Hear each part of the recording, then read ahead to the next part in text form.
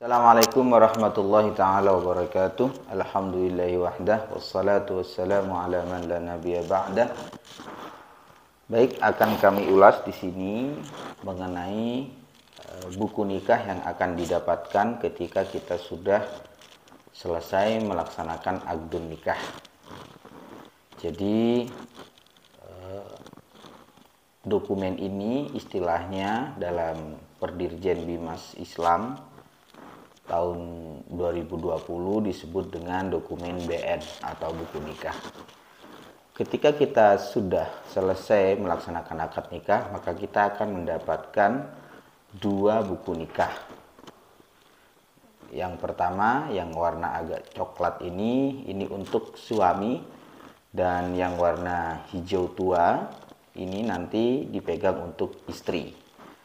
Apa saja yang ada di dalam atau yang tertulis informasi di dalam buku nikah ini kita akan coba jelaskan. Ini isinya sama, jadi baik yang laki-laki maupun yang perempuan isi informasinya sama di dalam. Baik, kita buka ya. Di sini adalah halaman cover. Di dalamnya ada Menteri Agama, di sini ada tanda tangan Menteri Agama. Ini juga untuk membedakan buku nikah yang asli dan yang palsu. Ya, kadang ada yang palsu yang beredar, yang biasanya melalui calo-calo. Terus di sini juga ada semacam pelindung. Ini nanti akan dilepas. Jadi di sini akan ditulis kecamatannya di mana, kabupatennya di mana, provinsi di mana. Terus di sini akan ditempel foto yang laki-laki atau suami, dan ini yang perempuan. Backgroundnya warna biru. Ya, setelah ditempel, nanti ini akan dilepas pelindungnya ini dan akan dibuat untuk menutupnya. Ya, jadi terlindungi fotonya. Terus ini di bawah ada nomor seri, ya, nomor seri dari buku ini. Jadi kalau misalkan ada buku nikah tidak ada nomor serinya, dapat dipastikan bahwa buku nikah tersebut adalah buku nikah yang palsu. Ya. Dan selanjutnya di halaman berikutnya itu ada informasi di atas ini nomor. Ini nomor akta nikah. Ya, nomor akta nikah. Tentu setiap pernikahan beda nomornya. Nanti ada kode-kode tertentu yang ditulis di nomor ini atau pada kolom ini. Terus juga ditulis hari apa, tanggal berapa, jamnya juga ditulis. Ya, terus di bawahnya lagi ya, ini ada informasi tentang nama dari suami. Ya, siapa, bin atau anak dari siapa. Makanya ketika pemberkasan itu harus benar nama dari atau ejaan dari orang tua, baik di buku atau di akte lahir ataupun di kartu keluarga. Terus tempat tanggal lahir si calon atau si pengantin, nomor induk kependudukan, NIK-nya, terus kewarganegaraannya. Terus di bawahnya itu ada agama. Agama di sini agama ditulis Islam. Pekerjaannya apa? Jadi pekerjaan itu harus sesuai dengan ketika melaksanakan akad nikah. Misalkan belum bekerja, maka akan ditulis belum bekerja. Terus alamat tempat tinggal ketika melaksanakan pernikahan. Jadi belum pindah tempat, biasanya itu sudah ditulis. Terus di halaman berikutnya ini informasi mengenai pengantin perempuan. Sama nama siapa, binti siapa, nama ayahnya, terus sampai bawah. Di bawah ini informasi mengenai wali nikah. Wali nikah itu seperti yang sudah dijelaskan pada video sebelumnya, bahwa tidak mesti ayah kandung.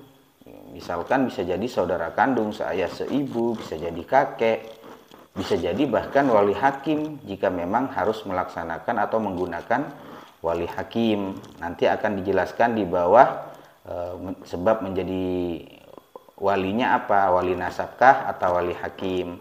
Di bawah ini akan dicoret salah satu. Jadi informasi mengenai wali nikahnya pun ditulis di sini. Ya, namanya siapa, tanggal lahirnya berapa, termasuk agama dan juga alamatnya lengkap. Di halaman berikutnya, di situ dituliskan mahar atau mas kawin yang digunakan untuk melaksanakan pernikahan itu atau melaksanakan akad nikah itu. Makanya ketika pemeriksaan kehendak nikah di kantor KUA, urusan agama, kantor urusan agama kecamatan, itu mesti ditanyakan kepada calon pengantin berapa besaran mas kawin yang akan dijadikan mahar, karena di situ akan dicetak dan ditulis di sini. Misalkan berupa uang, misalkan berupa barang dan lain sebagainya. Terus di bawahnya juga ada penjelasan mengenai tunai dan hutang. Ya.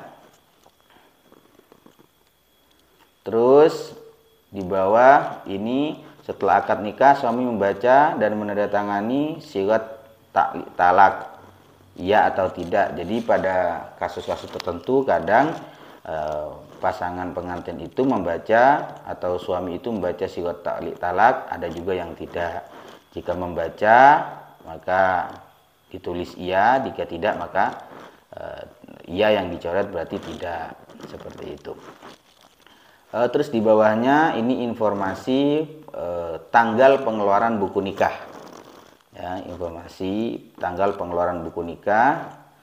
Terus di sini disebut juga KUA mana dan juga kepala KUA-nya di sini, ya, atau pegawai pencatat nikah yang menghadiri atau penghulunya yang menghadiri itu siapa, nanti ditulis di sini seperti itu.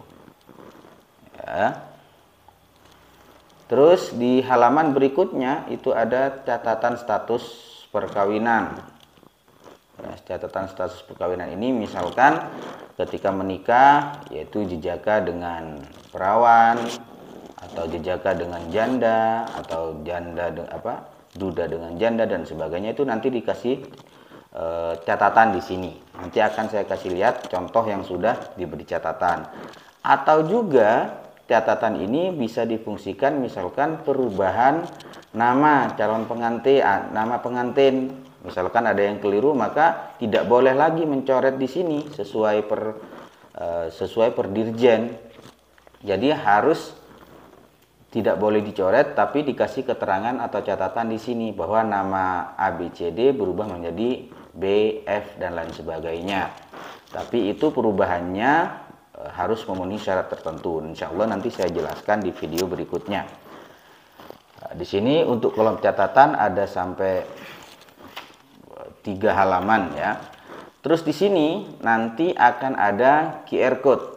Nanti saya kasih lihat yang sudah tercetak, contoh yang sudah tercetak. Nanti ada QR code. Jadi apa fungsi dari QR code itu? Jadi pasangan pengantin nanti bisa melihat atau men-scan pakai QR code scanner, lalu di situ ditampilkan informasi mengenai pencatatan pernikahan ini dan juga bisa mencetak kartu nikah digital ya, yang kekuatan hukumnya sama dengan kekuatan buku nikah. Jadi nanti bisa dicetak sendiri atau disimpan dalam format digital juga tidak apa-apa, karena sudah ada QR scannernya atau QR code-nya, sehingga dimanapun kalau di situ ada QR code scanner maka akan menampilkan informasi yang sah mengenai pencatatan pernikahan itu. Selanjutnya pada halaman berikutnya, ini adalah sirat talak. Jika si suami mengucapkan atau cukup dengan membaca dan menyetujui sirat talak ini, maka dia akan menandatangani di bawah ini. Jika tidak maka tidak usah ditandatangani. Nah, ini adalah tanda terima buku nikah untuk suami. Di sini ditulis nomor aktanya berapa, terus ditandatangani kalau sudah diterima buku nikah ini. Nanti ini akan disobek dan akan menjadi arsip kantor urusan agama. Ya, di halaman cover belakang bagian dalam ini ada doa sesudah akad dan selanjutnya.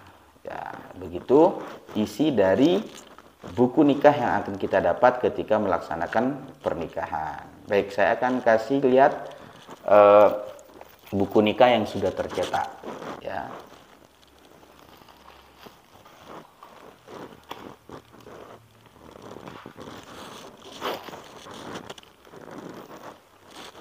Jadi ini adalah buku nikah yang sudah tercetak, ya. Ini adalah fotonya, ya. Jadi di Kediri, pernikahan di Kediri. Nanti akan distempel dan juga plastik yang tadi itu dibuat menutupi atau melindungi foto ini. Ini orang KUA yang menutup seperti ini, ya, jangan ditutup sendiri.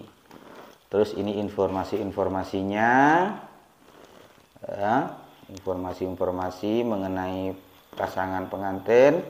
Terus ini di belakang adalah QR code yang saya jelaskan tadi. Jadi ketika men-scan kode QR ini, maka akan menampilkan informasi mengenai pencatatan pernikahan. Nah, selanjutnya di sini juga ada informasi di catatan itu jejaka perawan, terus ada perubahan di bawah, itu juga dituliskan, jadi seperti itu. Nah, ini juga ada nomor seri yang ada di bawah. Jadi pastikan buku nikah Anda ketika melaksanakan pernikahan itu asli. Dengan salah satu cirinya ya ada nomor seri. Yang kedua, untuk pernikahan tahun-tahun sekarang itu ada QR code yang bisa di-scan dan bisa dicetak kartu nikah. Untuk pencetakan kartu nikah atau bagaimana caranya, insya Allah saya akan jelaskan pada video berikutnya. Terima kasih. Assalamualaikum warahmatullahi taala wabarakatuh.